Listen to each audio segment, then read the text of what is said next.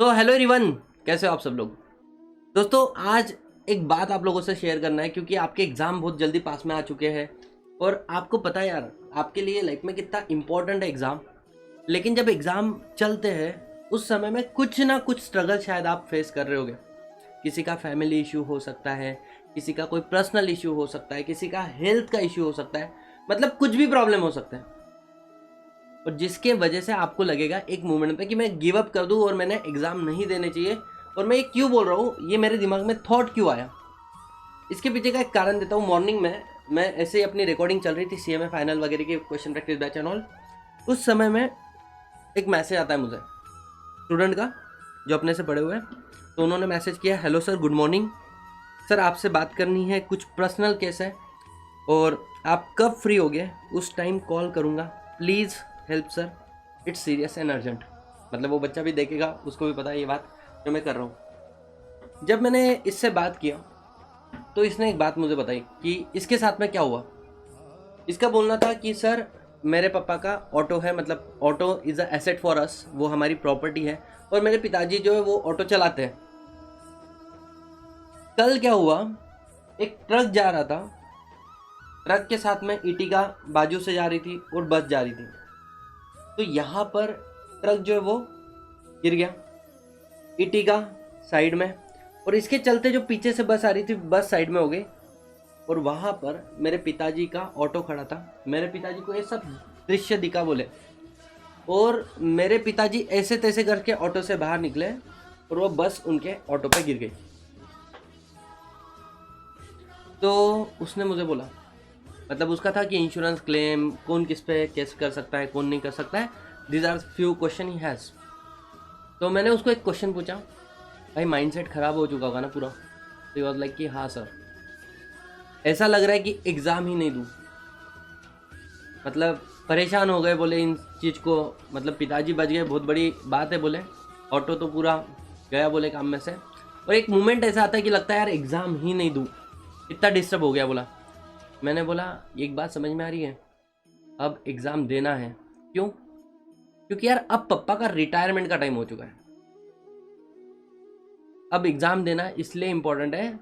और कितना पापा के साथ में तुम, मतलब आपके सपनों को पूरा करने के लिए आपके पिताजी मेहनत कर रहे दिन रात। तो देखा कल क्या इंसिडेंस हो रहा था। अगर तू कुछ कर लिया रहता, क्लास अटेम्प्ट में क्लियर हो गया रहता, तो शायद डिपल आता क्या नहीं। तो मैंने बोला और 6 महीने आगे एग्ज़ाम रखना गलत है। अब मैं आपको है ना इससे काफ़ी सारी चीज़ें बताऊंगा जो आप लोगों को समझ में आएगी और कहीं ना कहीं आप लोगों को मोटिवेशन मिलेगा। बहुत सारी बातें यार, मैं मेरे कुछ पर्सनल एग्जांपल आप लोगों के साथ में शेयर करूंगा so that you will understand. मतलब कभी मैं ये सारी चीज़ों को शेयर नहीं करता हूँ, बट अब ये समय है कि मैंने आपको बताना चाहिए कि जब आप एग्ज़ाम के लिए जाते हो तो कभी ना कभी कोई ना कोई इश्यू आप फेस करोगे आपके जीवन में कि जहाँ पर ऐसा लगेगा यार जीवन समाप्त है, संघर्ष खत्म होते ही नहीं है।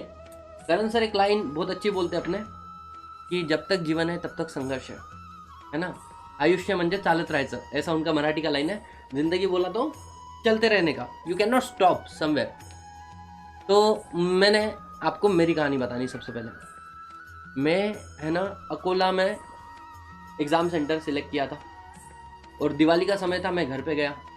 घर पे जाने के बाद में मैं पूना में पढ़ाई कर रहा है, अकोला एग्ज़ाम सेंटर है। और घर पे जाने के बाद में मेरा एक होता है कि मैं गजानन महाराज का मंदिर है शेगांव का, वहाँ पे दर्शन के लिए जाता हूँ। और जिस दिन मैं गया था उस दिन मेरा एक्सीडेंट हो गया, गिरा ज़मीन पे, कान पे लगी मेरे। और उसके बाद में मैंने सबसे पहले जैसे मैं खड़ा हुआ, मैंने कान में उंगली डाली तो मेरे को समझ में आया कि भाई आवाज़ कुछ कुछ कुछ कुछ आ रही है, मतलब कान अच्छा है। क्योंकि जिस लेवल से मैं गिरा था यहाँ से पूरा ब्लीडिंग आ रहा था और मेरे को लगा था भाई कान तो गया, इतना गंदा आवाज़ फट ऐसा, मतलब होता है ना वो काइंड ऑफ। तो ठीक है, इट्स ओके। फिर मैंने ऐसे किया, यार तकलीफ हो रही है हाथ घुमाने के लिए, और मैंने हाथ ऐसे हाथ रखा और आई वॉज लिटरली शॉक। क्यों? क्यों मेरा जो कॉलर बोन होता है ना, ये कॉलर बोन जो होता है ना, इसके 2 टुकड़े हो गए थे। अब उस मोमेंट में मेरा एक दोस्त भी मेरे साथ में था, एक्चुअली उसी की गलती थी कि मेरे को नींद आ रही थी पीछे बैठ के। तो उसने मेरे को बोला कि सतीश भाई गाड़ी चलाएगा क्या। मैंने बोला हाँ बिल्कुल, अब तेरा भाई गाड़ी चलाएगा। मैं गाड़ी पे बैठा, जुई जब, और सामने गिट्टी थी और गिर गया, मैं स्लिप हो गया, हमारी गाड़ी। गिरा तो गिरा, उसको भी तो लगी होगी ना। लेकिन उसको इतनी नहीं लगी, उसके हाथ को थोड़ा सा ब्लीडिंग हुआ लगा था। फिर आए बोले सतीश यार, मैंने बोला यार मेरे कॉलर बॉन्ड टूट गया। बोला कॉलर बॉन्ड की हड्डी के 2 टुकड़े हो गए। बोले बाप रे बाप, अब क्या? तो मैं बोला अबे मेरी एग्ज़ाम है अगले महीने में, और जो मेरा कॉलर बॉन्ड टूटा है ना वो राइट हैंड का टूटा है, मतलब यहाँ के कॉलर बॉन्ड के 2 टुकड़े हो चुके। अगर मैं डॉक्टर के पास जाऊँ तो डॉक्टर मुझे ये बोल रहा है कि बोले अब आप पेपर नहीं लिख सकते। तो संघर्ष तो मेरे जीवन में भी आए थे कि मैं पेपर नहीं लिख पाऊंगा, क्योंकि जिस हाथ से पेपर लिखा जाता है वो हाथ का जो कॉलर बोन है वो स्टेबल नहीं, वो उसके 2 टुकड़े होके बैठे हुए हैं। फ्रैक्चर वहाँ पे लगने वाला है, और यहाँ का कोई फ्रैक्चर भी नहीं होता है सही अगर बात बताऊँ ना, तो वो आपको बांध के रखते हैं प्रॉपर तरीके से, और बस आपको ऐसे ही रहना है 1.5 महीने के लिए।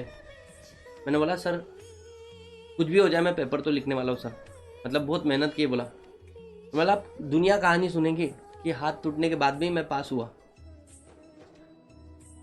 ये था एक फेज। दूसरा फेज कि जब मैं फाइनल के एग्ज़ाम अपियर करने वाला था ना, उसके बाद में सेम दिवाली के पहले मैं घर पे गया था।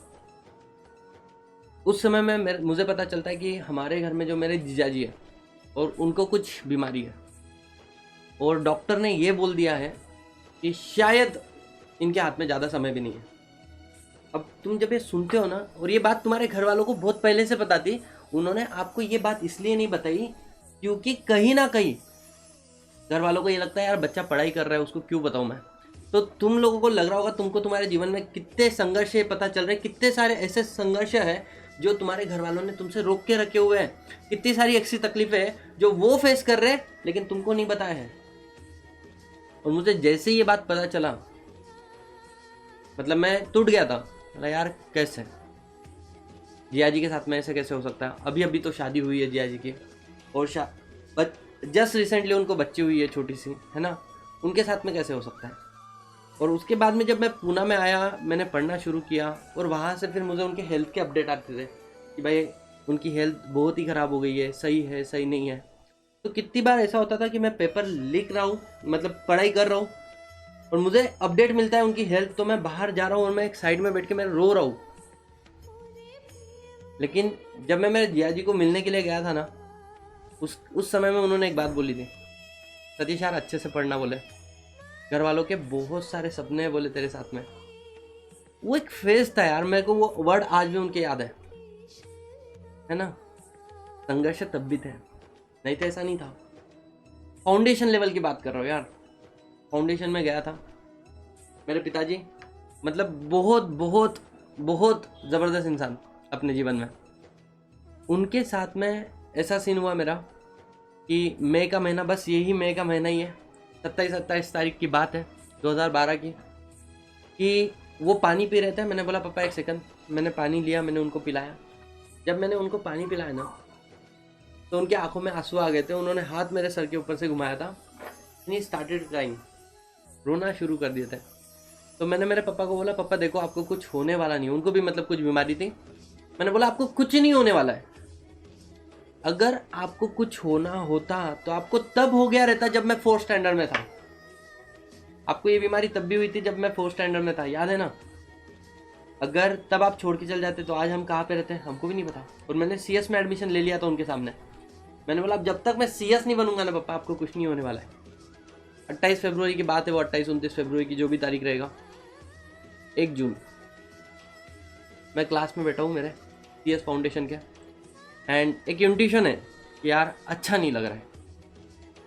सर लोगों से मैम लोगों से बात किया, मैं बोला घर पे जाना है। Railway station side, bus stand side में निकला, घर पे मुझे पता है कि यार पापा की तबीयत अच्छी नहीं है, भाई बहन आने वाली है, बहन के छोटे छोटे बच्चे हैं। तो बोला चल टोस्ट वगैरह लेके आते हैं इन लोगों के लिए। मम्मी का कॉल आता है मुझे, बोले सतीश कहाँ पर है बेटा। मैंने बोला मम्मी बस टोस्ट वगैरह लेने के लिए जा रहा हूँ, आ रहा हूँ बोला घर पे।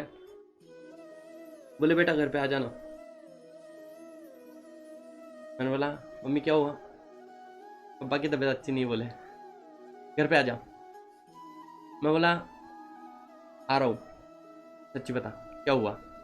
तो मम्मी ने मुझे ये बोला कि आ जा, बोले तू घर पे आ जा। मैंने बोला मम्मी सुनना, जेन्युइनली अगर बात कर सकते हैं ना, मेरी बात करा पापा से। तो मैंने पापा से बात किया, मैंने पापा को बोला सुनो ना पापा, साईराम, कुछ नहीं होगा, बोला आपको कुछ भी नहीं होगा आपको, है ना।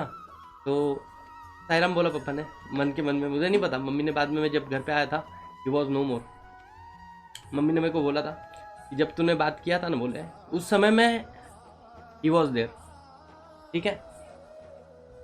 अब मैं आपको बोलता हूँ, जीवन में संघर्ष आते रहेंगे यार, बहुत आएंगे, ऐसा नहीं आएंगे, बट आपको आगे बढ़ना पड़ेगा ना यार। आपके घर की, आपके फैमिली की कंडीशन बदलने के लिए भगवान ने आपको सिलेक्ट किया है ना। और आपको इस संघर्ष को आगे बढ़ना पड़ेगा, इस संघर्ष से आगे बढ़ना पड़ेगा, है ना। आपके पेरेंट्स की, आपके समाज वालों की शायद बहुत सारी इच्छाएं हैं, सपने हैं जो शायद आपसे एसोसिएट है, और आपको उन सपनों को पूरा करना पड़ेगा, जिसको आप नहीं नहीं बोल सकते हो। समझ में आ रहा है। तो जब मैं उस बच्चे को सुना ना, और ये मैं तुम्हें मेरी कहानी क्यों बता रहा हूँ, रीजन बिंग अ टीचर, आप मुझसे कनेक्ट करते हो और आप लोगों को है ना, हम लोगों की बातों का इम्पैक्ट पड़ता है यार। तो मेरे को ऐसा लगा कि नहीं तो मैं I will not tell you कि मेरे साथ में क्या हुआ है, क्या नहीं हुआ है, कैसी चीज़ें लाइफ में चल, लीव इट एवरीथिंग, लेकिन आज ज़रूरत है इस बात की। तो फिर सीन ऐसा हुआ कि घर पे आए, he was no more, last 24 hours देखने। द मोमेंट में सीएस बनाना, मेरा सपना था कि अपने मम्मी को और पापा को रुलाऊं यार। मैं रुलाना कैसे, खुशी के आंसू से। I cried a lot. आप सर्च करना, 25 अगस्त 2017, गणपति बैठने वाले थे घर में।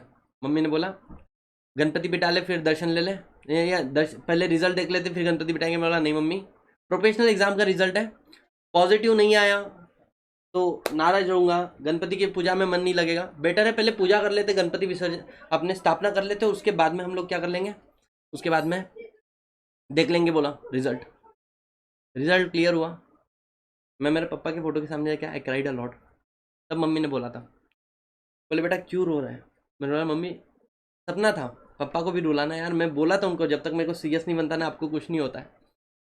तब मम्मी ने बोला यार तुझे याद है क्या, बोले 28-29 में सर हाथ पे सर घुमाया था और ही क्राइड। बोला हाँ। बोले तू सीएस आज बना है, तुझे लोगों को सीएस तू आज दिख रहा है। मेरे पापा को बोले तभी दिख गया था। I don't understand what I mean to say. संघर्ष आएंगे लेकिन इसके आगे बढ़ना पड़ेगा। और ये मेरी कहानी छोड़ो यार, कितने सारे ऐसे लोग हैं जिनका हेल्थ खराब हो जाता है, पेपर देते हैं, पेपर को फोड़ के आए। कितने सारे ऐसे लोग हैं घर में इश्यू चालू है, नहीं परमिट करता है समय पढ़ना, उनको पढ़ा है, एग्जाम दिया, एग्जाम को फोड़ के आए।